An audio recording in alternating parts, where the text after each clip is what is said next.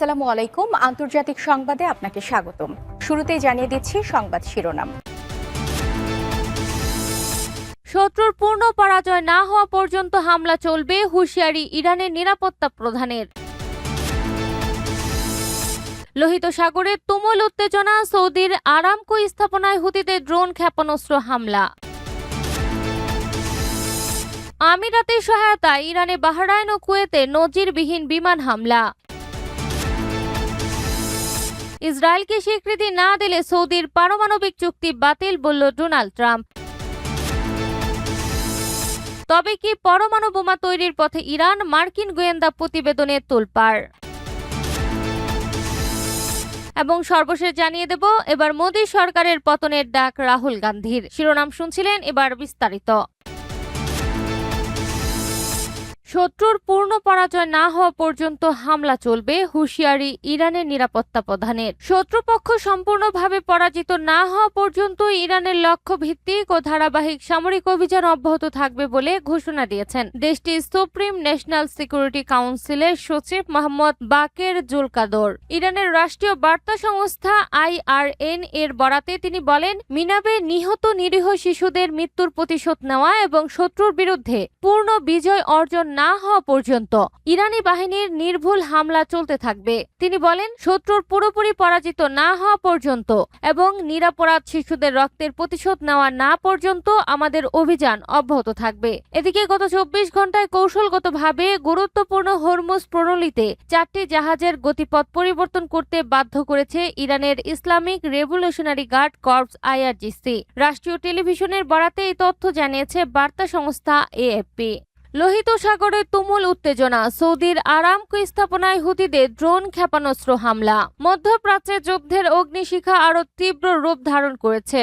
লোহিত সাগর উপকূলে গুরুত্বপূর্ণ হুতি নিয়ন্ত্রিত বন্দর নগরী হুদাইদাহে সৌদি সামরিক জোটের বিমান হামলার জবাবে এবার সৌদি আরবের বিশ্ববিখ্যাত তেল কোম্পানি মধ্যপ্রাচ্যে যুদ্ধের অগ্নিশিখার বিভিন্ন স্থাপনায় ড্রোন ও ক্ষেপণাস্ত্র হামলা চালিয়েছে ইয়েমেনের হুতি বিদ্রোহীরা। শনিবার 25 জুলাই 2026 হুতি সামরিক বাহিনীর মুখপাত্র ব্রিগেডিয়ার জেনারেল ইয়াহিয়া সারে এক ভিডিও বার্তায় এই হামলার আনুষ্ঠানিক ঘোষণা দেন। লোহিত সাগরে বাণিজ্যিক জাহাজ চলাচল ঘিরে চলমান সংকটের মধ্যে এই পাল্টা হামলার পুরো অঞ্চলে নতুন করে চরম আতঙ্ক সৃষ্টি হয়েছে। হুতিদের সামরিক মুখপাত্র জানান, লোহিত সাগর উপকূলীয় শহর ইয়ানবু এবং জিজানে অবস্থিত তেল কোম্পানি আরামকোর বেশ কয়েকটি স্পর্শকাতর স্থাপনা লক্ষ্য করে এই হামলা চালানো হয়।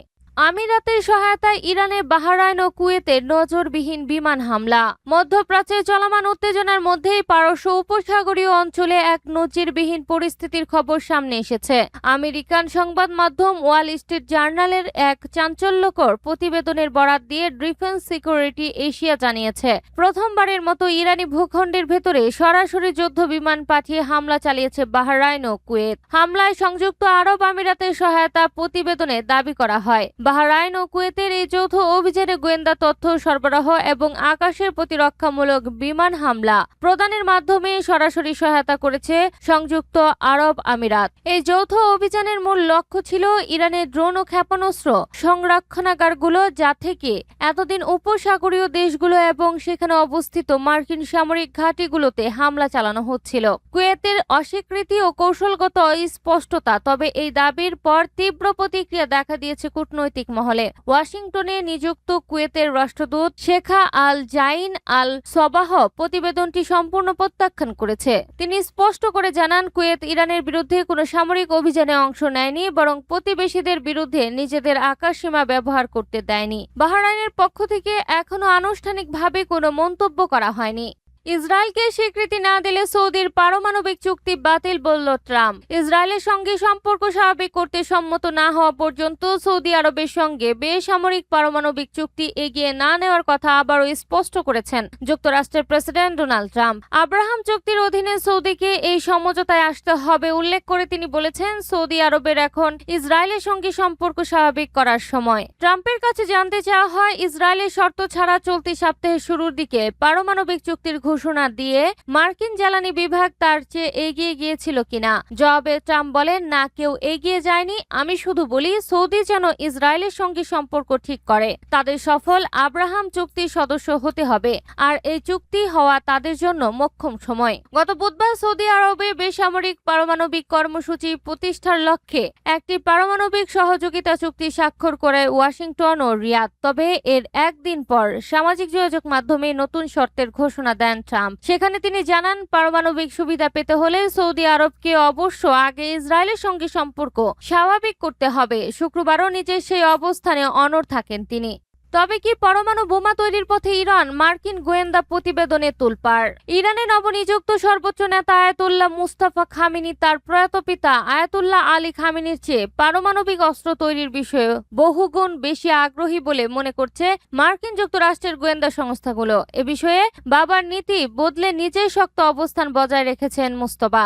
মার্কিন সংবাদ মাধ্যম দ্য নিউ ইয়র্ক টাইমসের এক বিশেষ প্রতিবেদনে ওয়াশিংটনের জ্যেষ্ঠ কর্মকর্তাদের উদ্ধৃত করে জানানো হয়েছে, প্রকাশ্য মঞ্চে মুস্তফা খামেনি পারমাণবিক অস্ত্র নির্মাণের পক্ষে সরাসরি কোনো অবস্থান না নিলেও তিনি এবং তেহরানের বর্তমান কঠোরপন্থী নেতৃত্ব ইরানকে পারমাণবিক শক্তি সম্পূর্ণ রাষ্ট্রে পরিণত করতে বেশ আগ্রহী। মার্কিন ও ইসরায়েলি সামরিক হামলার মুখে তেহরানের এই সম্ভাব্য নীতিগত পরিবর্তন ট্রাম্প প্রশাসনের মূল লক্ষ্য আগ্রাসী পদক্ষেপের এক মারাত্মক বিপরীতমুখী পরিণতি হিসেবে দেখা দিচ্ছে বলে সামরিক বিশ্লেষকরা ধারণা করছেন। গত ফেব্রুয়ারির শেষের দিকে মার্কিন যুক্তরাষ্ট্র ও ইসরায়েলের যৌথ বিমান হামলায় নিহত হন দীর্ঘ ৩৬ বছর ধরে ইরান শাসন করা তৎকালীন সর্বোচ্চ নেতা আয়াতুল্লাহ আলী খামেনি। আলী খামেনির শাসনামলে ইরানের পারমাণবিক কর্মসূচিকে প্রযুক্তিগতভাবে বেশ দূর এগিয়ে নেওয়া হলেও তিনি ব্যক্তিগতভাবে পারমাণবিক বোমা বা মারণাস্ত্র নির্মাণের নীতিগত বিরোধী ছিলেন। তবে তার মৃত্যুর পর দেশটির ক্ষমতায় শীর্ষভাগে আসা তার পুত্র